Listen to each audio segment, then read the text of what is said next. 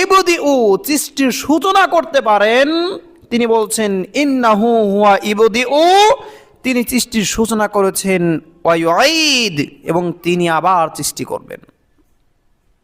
সুতরাং যেই আল্লাহ তাআলা কিছু থেকেই কিছু লাগেনি সৃষ্টি করতে পেরেছেন, তুমি মারা গেলে তোমার কিছু অংশ তো থাকবে, তোমাকে আবার ফিরে নেওয়া আসা, আবার তৈরি করা আল্লাহ তাআলার কাছে কিছুই না।